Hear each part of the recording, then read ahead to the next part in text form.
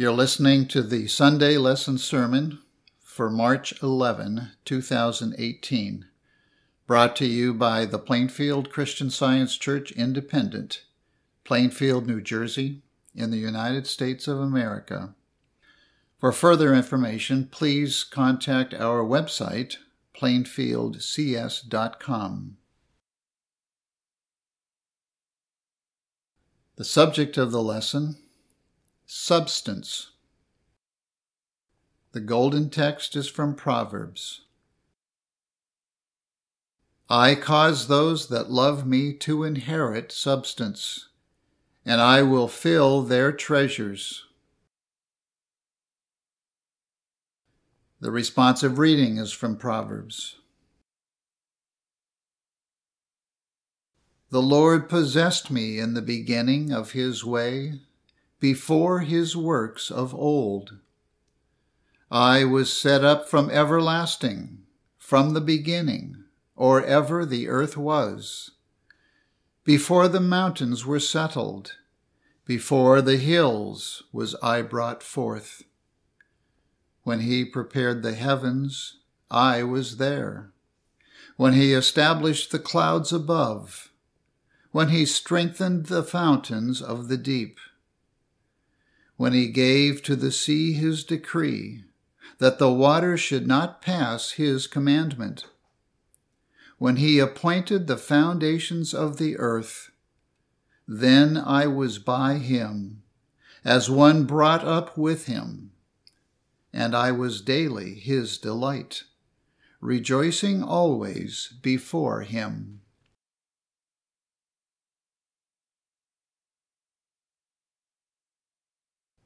I will read from the Bible. John. In the beginning was the Word, and the Word was with God, and the Word was God. The same was in the beginning with God. All things were made by him, and without him was not anything made that was made.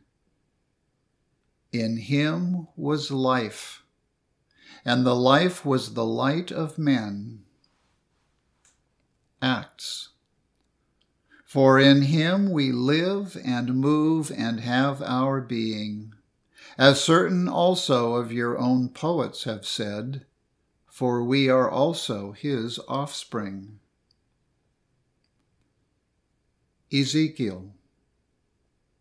The Son shall not bear the iniquity of the Father, neither shall the Father bear the iniquity of the Son. 1 Timothy. Neither give heed to fables and endless genealogies, which minister questions, rather than godly edifying, which is in faith. Jeremiah. For lo, the days come, saith the Lord, that I will bring again the captivity of my people Israel and Judah, and I will cause them to return to the land that I gave to their fathers, and they shall possess it. At the same time will I be the God of all the families of Israel, and they shall be my people. And it shall come to pass, so will I watch over them, to build and to plant, saith the Lord. In those days they shall say no more, the fathers have eaten a sour grape, and the children's teeth are set on edge. John. And as Jesus passed by, he saw a man which was blind from his birth. And his disciples asked him, saying, Master, who did sin, this man or his parents, that he was born blind? Jesus answered, Neither hath this man sinned, nor his parents, but that the works of God should be made manifest in him.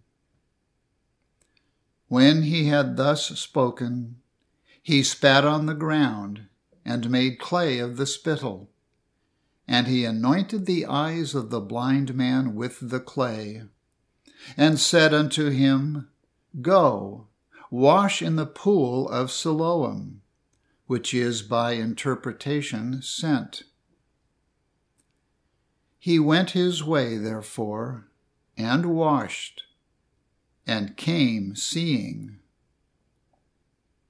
They brought to the Pharisees him that aforetime was blind, and it was the Sabbath day when Jesus made the clay and opened his eyes. Then again the Pharisees also asked him how he had received his sight. He said unto them, He put clay upon mine eyes, and I washed, and do see. Therefore said some of the Pharisees, This man is not of God, because he keepeth not the Sabbath day. Others said, How can a man that is a sinner do such miracles? Then again called they the man that was blind, and said unto him, Give God the praise. We know that this man is a sinner.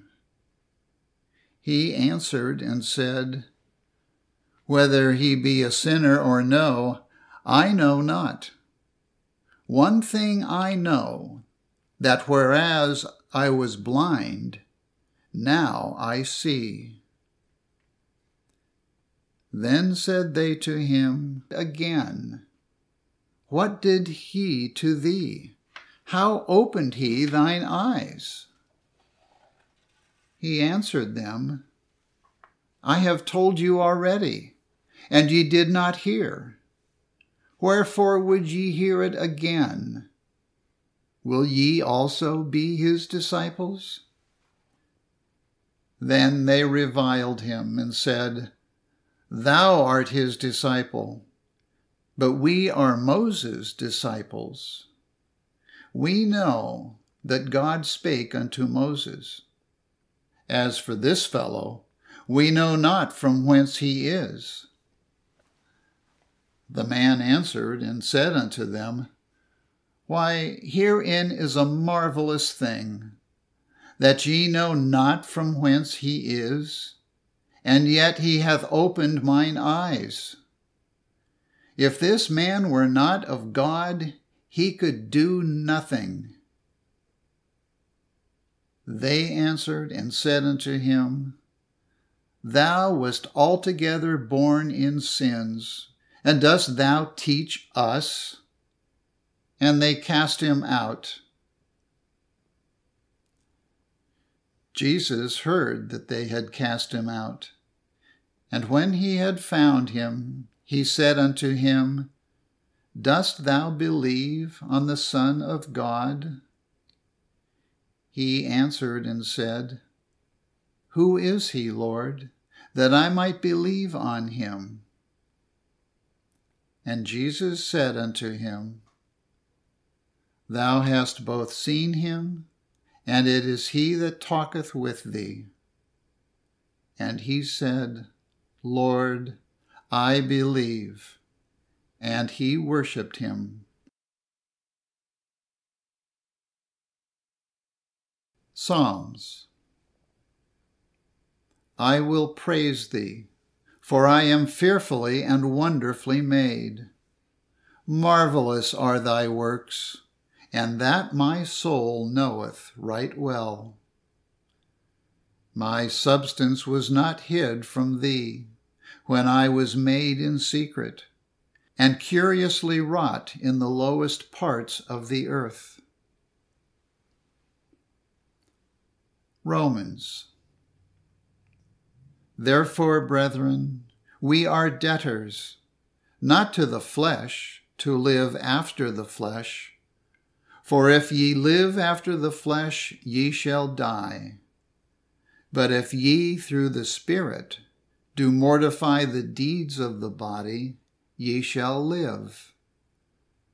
For as many as are led by the Spirit of God, they are the sons of God. For ye have not received the spirit of bondage again to fear, but ye have received the Spirit of adoption, whereby we cry, Abba, Father. The Spirit itself beareth witness with our spirit that we are the children of God, and if children, then heirs, heirs of God, and joint heirs with Christ.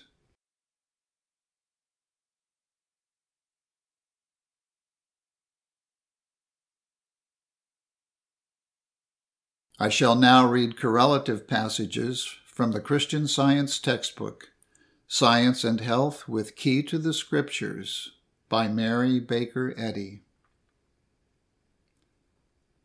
As God is substance, and man is the divine image and likeness, man should wish for, and in reality has, only the substance of good, the substance of spirit, not matter. In science, man is the offspring of spirit. The beautiful, good, and pure constitute his ancestry. His origin is not like that of mortals, in brute instinct, nor does he pass through material conditions prior to reaching intelligence. Spirit is his primitive and ultimate source of being. God is his Father, and life is the law of his being. Heredity is not a law. The remote cause or belief of disease is not dangerous because of its priority and the connection of past mortal thoughts with present. The predisposing cause and the exciting cause are mental. The transmission of disease or of certain idiosyncrasies of mortal mind would be impossible if this great fact of being were learned, namely, that nothing inharmonious can enter being, for life is God. Heredity is a prolific subject for mortal belief to pin theories upon, but if we learn that nothing is real but the right, we shall have no dangerous inheritances, and fleshly ills will disappear. Perhaps an adult has a deformity produced prior to his birth by the fright of his mother. When wrested from human belief and based on science or the divine mind to which all things are possible, that chronic case is not difficult to cure. Mortal mind, acting from the basis of sensation in matter, is animal magnetism. But this so-called mind, from which comes all evil, contradicts itself, and must finally yield to the eternal truth, or the divine mind expressed in science. In proportion to our understanding of Christian Science, we are freed from the belief of heredity, of mind in matter, or animal magnetism, and we disarm sin of its imaginary power in proportion to our spiritual understanding of the status of immortal being. The belief that man has any other substance or mind is not spiritual and breaks the first commandment. Thou shalt have one God, one mind. Mortal man seems to himself to be material substance, while man is image, idea. Delusion, sin, disease, and death arise from the false testimony of material sense, which, from a supposed standpoint outside the focal distance of infinite spirit, presents an inverted image of mind and substance, with everything turned upside down. It should no longer be said in Israel that the fathers have eaten sour grapes, and the children's teeth are set on edge. Sympathy with error should disappear. The transfer of our thoughts of one erring mind to another, science renders impossible. Every object in material thought will be destroyed, but the spiritual idea, whose substance is in mind, is eternal. The offspring of God start not from matter or ephemeral dust. They are in and of spirit, divine mind, and so forever continue.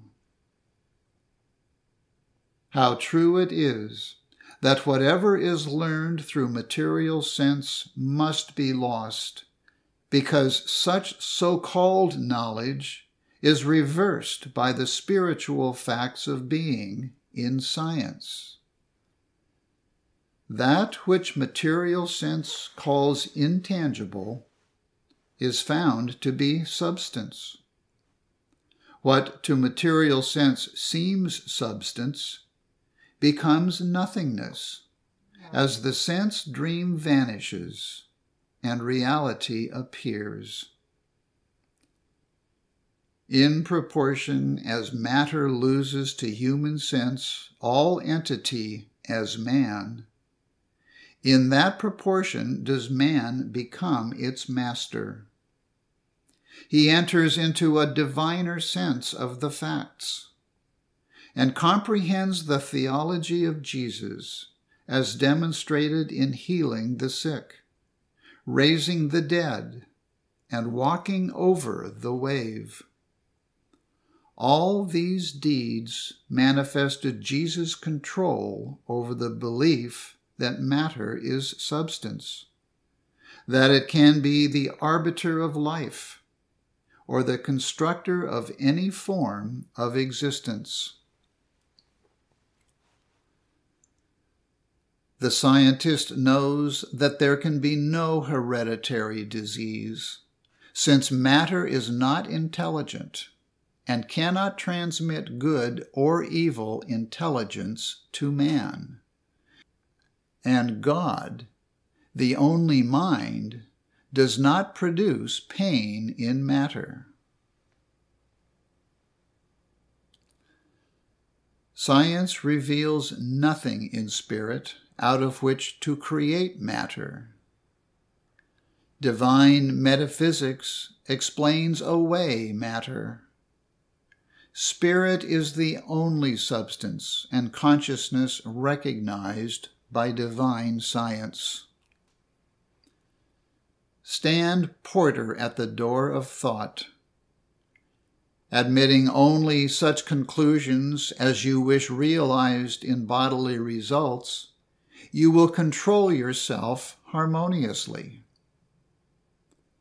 When the condition is present which you say induces disease, whether it be air, exercise, heredity, contagion, or accident, then perform your office as porter and shut out these unhealthy thoughts and fears.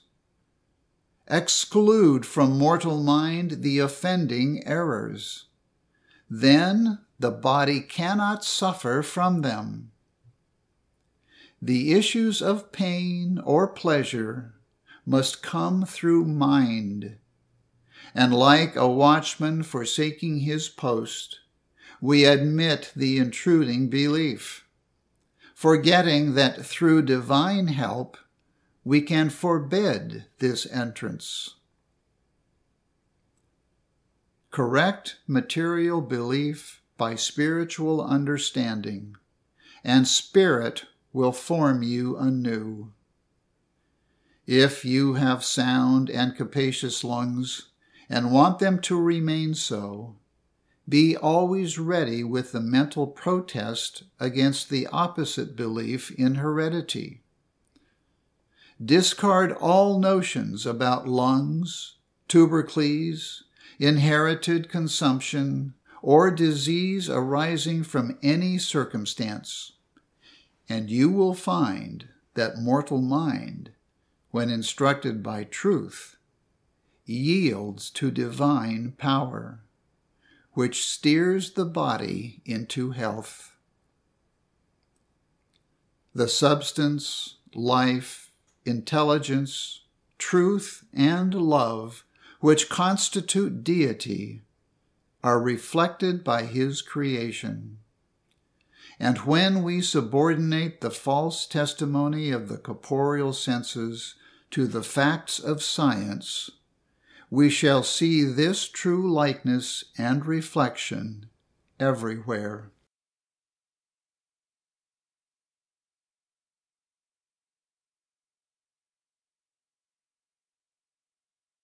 I will now read the 3 daily duties given by Mary Baker Eddy in the Church Manual. Daily Prayer. It shall be the duty of every member of this church to pray each day, Thy kingdom come. Let the reign of divine truth, life, and love be established in me, and rule out of me all sin.